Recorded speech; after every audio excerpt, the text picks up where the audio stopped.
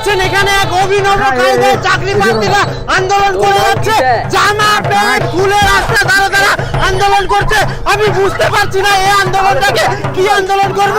কেউ গুইসাপ, কেউ ব্যাংক, কেউ টিকটিকির মধ্যে এখানে আন্দোলন করছে। আর এই চাকরি প্রার্থীদের আন্দোলনটা কি জন্য সেটা আমরা এই চাকরি প্রার্থীর কাছে শুনে নেব। এরা পুজোর আগে কেন এইভাবে আন্দোলন করছে আমরা তাদের কাছে এখন শুনে নেব। দেখুন, আমাদের 2022 সালে টেট পাস করে বসে আছে, আমাদের এখনো পর্যন্ত চাকরি হয়নি। চাকরি তো দূর থাক, আমাদের এখন কাউন্সিলিং হয়নি। চাকরি চাই, চাকরি চাই। পরীক্ষা হওয়া 1 বছর হয়ে গেল, পুজো চলে আসলো, এখন পর্যন্ত আমাদের কোনো সুখবর আসেনি। আবার নতুন করে পরীক্ষা নেওয়া হচ্ছে, আমাদের তাহলে চাকরি কবে হবে? তাহলে আপনারা বিষয়টা বুঝতে পারলেন, এরা হচ্ছে চাকরির দাবিতে এখানে জামা প্যান্ট খুলে আন্দোলন করছে। আর আমাদের রাজ্যে যে এই দিনটা দেখতে হবে আমরা আশা করিনি।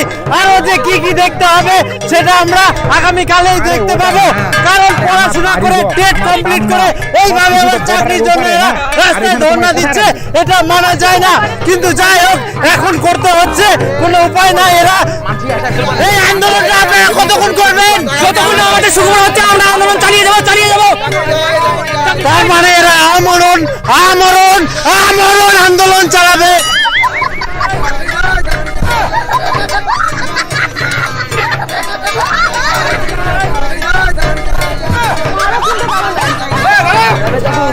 তোমরা এভাবে পথ অবরোধ করতে পারো না। দেখুন, এই আন্দোলন এখনই বন্ধ করুন, নাহলে বাধ্য হয়ে কিন্তু লাঠি চার্জ করব। উঠে মাস্টার নামা কোন দেখা করিয়া আসু। আচ্ছা, আরে চাকরি তো পাবা, ধৈর্য ধরো। আর তোমার দাদির বাড়ি এখানে লাঠি চার্জ আর দেরি করেন না। না ওই দিক বাজাম মাসি মাইয়া করিয়া। চাকরি দিতে হবে, দিতে হবে। তাছাড়া একটা গেলে তো দেরি হবে নাকি? বাইরে জামা কাপড় খুলে প্রচুর আন্দোলন করছে, টেট পাস ছেলেগুলো তো পদ অবরোধ করছে। সামনে পুজো, দুই একটা চাকরি ছুঁড়ে মারুন। তাহলে কি এখন তোর কাছে শুনে আমাকে চাকরি দিতে হবে? তুই কিছু বুঝিস? কখন চাকরি দিতে হবে না হবে সেটা আমি ঠিক দিয়ে দিব। পূজার আগে প্রাইমারি ফর্ম ছাড়ার কথা ছিল, ছেড়ে দিয়েছি। প্রায় 2 লক্ষ ফর্ম ফিল আপ হবে। 7 থেকে 7.5 কোটি টাকা আমাদের পকেটে আসবে। কিছু টাকা পরীক্ষা নিতে খরচা হবে, বাদ বাকি আমাদের পকেটে ঢুকবে। বিজনেস আর খুচরা যা সিরিয়াস অবস্থা হলে দুই একটা চাকরি দিতে হবে। চাকরি চাকরি চাকরি প্রাইমারি কেন কি হয়েছে কাকু? কিছু হয়নি, আসলাম। হ্যাঁ ধীরে ধীরে। আর এদিকে কি চাকরি দিয়ে মাস্টারকে বসে বসে খাওয়াবো? আপনারা ক্লান্ত হয়ে গেছেন, একটু টিফিন জল করে নেই। একটু সাইডে আসুন, সাইডে আসুন। হ্যাঁ, আসুন আসুন।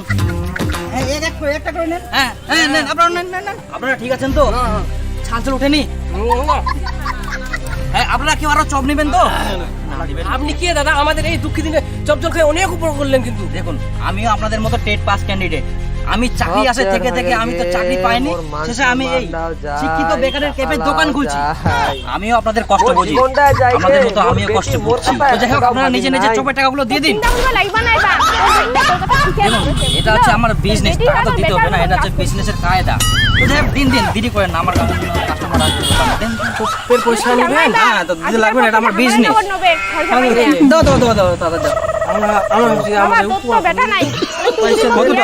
দেখুন, চপের দাম 5 টাকা। আপনার কষ্ট বুঝে আপনারা একটা টেট পাস ক্যান্ডিডেট, সেই হিসেবে আপনারা 50% ছাড়, 2.5 টাকা করে দিন নিজে নিজে। দাদা যাবেন তো খুলে আসি, পয়সা এখন না দিন, টাকা আছে আপনি দিন। দাদা আমারটা কিন্তু বাকি থাকবে। বাকি চলবে না দাদা, বাকি হবে না। পয়সা তো আমরা নিয়ে আসিনি তো। দাদা না না না, আমরা পয়সা নিয়ে আসিনি, দামটা দিতে পারে। দাদা আমার ইজ্জত চলে যাবে না। ইজ্জত তো আপনারা শেষ করে দিয়েছেন, আপনারা কি আছে বিপুল করছেন এখন। হ্যাঁ, এটা তাহলে দিয়ে দিলাম। হ্যাঁ ঠিক আছে। আপনারা দাদা তো প্ল্যানটা কি রে? এটা কি মানে এতে এতে নবেন আরো নেবেন চপ? ভোটার পালাবে। তোর নাম কি স্যার? দেখো, তোমরা হাতে কাজ নিয়ে রাস্তা যতই ঘোরাঘুরি করে প্রতিবাদ করো, তোমাদের চাকরি কিন্তু হবে না। তখন চাকরি হওয়া ঠিক হবে। তোমরা যদি জীবনে কিছু করতে চাও তো এবার বোঝাও নিজে নিজে শিল্প ব্যবসা বাণিজ্য শুরু করো। আমার দোকানে কয়েকটা লোক লাগবে, যদি তোমাদের মধ্যে কেউ করতে চাও তো নিজে নিজের বিএ ডিএড এর সার্টিফিকেট নিয়ে চলে আসো।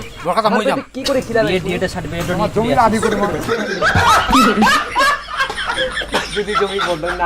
তো আমরা দেখতে পাচ্ছি এখন একটা নতুন ধরনের ক্যাফে, যার নাম দেওয়া হয়েছে শিক্ষিত বেকারের ক্যাফে। এই শিক্ষিত বেকারের ক্যাফে নামটা কেন দেওয়া হলো সেটা আমরা এই দোকানের ওনারের কাছে শুনে নেব। চলুন দোকানের কাছে আমরা যাই। আচ্ছা দাদা, দেখে মনে হচ্ছে খুব ব্যস্ত। যাই হোক দেখতো বাবু, আমি বললাম না বাড়িতে যাই হোক, বসে এত নেই। ব্যস্ত যে আমার জামা প্যান্ট মাখিয়ে দিল। তো বলছি, আপনার এই শিক্ষিত বেকারের ক্যাফে নাম দেওয়ার পেছনে যে উদ্দেশ্যগুলো আপনি বললেন ছোট ছোট করে, এই জিনিসটা যদি আপনি একটু খুলে বলেন আমাদের দর্শককে, তাহলে সুবিধা হয় বোঝার জন্য। হ্যাঁ, আমার জীবন কাহিনী খুব কঠিন। আমি প্রথমে গ্রাজুয়েশন পাস, তারপর বিএ, ডিএড, এমএ সব কমপ্লিট, এবং আমি টেট পাস ছিলি, কিন্তু জানি না কি জন্য চাকরি হয়নি। তার সঙ্গে আমি টিউশনও পড়াতাম, এবং টিউশনের উপর আমার সংসার চলতো।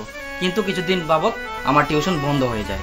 হঠাৎ আপনার এই টিউশনটা বন্ধ হয়ে যাওয়ার কারণ? বাবার হাতে দিস, তাহলে বাবা সে কিছু শিখবে। ভারতীয় সংবিধান রচনা, ইতিহাস, প্রস্তাবনা, মৌলিক অধিকারের গুরুত্ব। হ্যাঁ, তো এই পর্যন্ত কালকে পড়ে আসবা, ঠিক আছে? বোঝা গেছে সবার? বাবা কি হয়েছে জামাই? সবাই খায় আসো তো? মা বাবা টাকা তো অনেক ও কি আচ্ছা, ব্যাপার? দাঁড়াও। আছে অর্ধেক ছাত্র নাই? জানি না স্যার।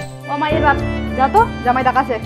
ওই আর কিসের তার বউ টাকা শুনো না, যাও। বাপি, কি ব্যাপার কি তোমার? আর ছাত্র কই রে? ওই নাকি ওই যে তোমার বেডি ওরা আসে না মাংস কেন? রান্না করছে তো না, আমরা তো ওই আসবো না, একটু আমরা অন্য মাস্টার মাংস দিবা আসলে ভাই, অন্য মাস্টার হয়ে যাবে। আর আসবে না?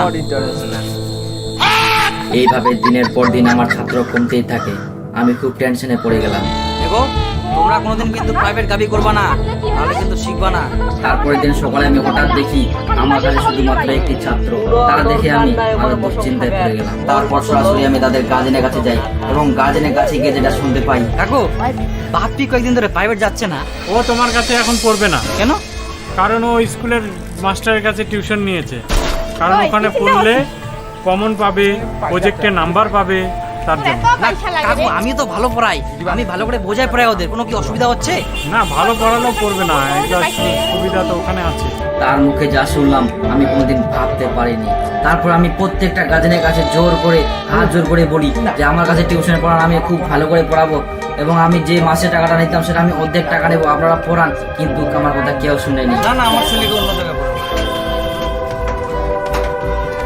তারপর আমি ডিসিশন নিলাম যে একটি মাত্র ছাত্র ছিল, তাকে আমি সর্বশ্রেষ্ঠ ভাবে পড়াবো, কয়লা খনি থেকে তাকে ডায়মন্ড বানাবো। তারপর প্রত্যেকটা দিন, প্রত্যেকটা রাত, প্রত্যেকটা মুহূর্ত তাকে খালি পেটে না খেয়ে পড়িয়েছি, এবং সেই ছেলেটা এখন তাহলে কি সেই ছেলেটা এখন কলেজের প্রফেসর?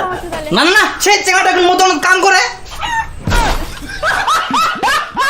প্রফেসর, আমি আগে ছিলাম টিচার, ওর এখন হয়ে গেছি মালিক, সে আমার এখন কর্মচারী। আমাদের জীবনে চাকরি নাই, আমাদের জীবনে চাকরি নাই দাদা। সমস্যা আছে একদম। এই, চকলেট, চকলেট। টাকালা তোমার রিটার্ন কতদিন পরে পেলে তোমার অসুবিধা হবে। ডাক্তার, তোমার ডাক্তার, যত তোমার ডাক্তার। তাড়াতাড়ি হয় তত ভালো। তাও একটা মিনিমাম আইডিয়া তো দাও যে এতদিন পরে আরে দিলে বাইরে জানে কাস্টমারটাকে যা। ওই তো বউনিকে যত তাড়াতাড়ি হয় তত ভালো। শিক্ষিত বেকারের ক্যাফে 50% ডিসকাউন্ট দিয়ে চপ ঘুগনি পাওয়া যাচ্ছে। এদিকে দাদা বৌদি এগিয়ে আসুন। তাও তো তাড়াতাড়ি বলতো দাদা চলবে তো? শিক্ষিত বেকারের ক্যাফে 50% ডিসকাউন্ট, চপ ঘুগনি, রোল, চাউমিন। তাড়াতাড়ি মানে তাড়াতাড়ি মানে কেমন করে বুঝবো তোমার সুবিধা অসুবিধা কত না কত, তাও তো একটা মিনিমাম আগমনের বার্তা নিয়ে শরৎ এলো স্যার দেখুন, ছেলেগুলো চাকরির জন্য কত অসহায়।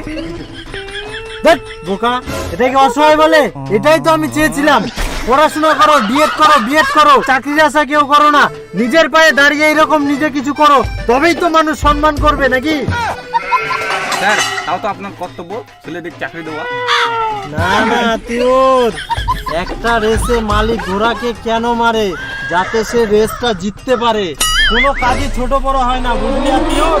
হ্যাঁ, চল। তোর ছেলে কোথায় যাচ্ছিস? ওই তো কাকা মালাটি চাকরি করতে। কিসের কিসের চাকরি? এই ফুটি চামড়া আর খাসি ফুটি। রিল্যাক্স, সিউ নট ফর মাইন্ড।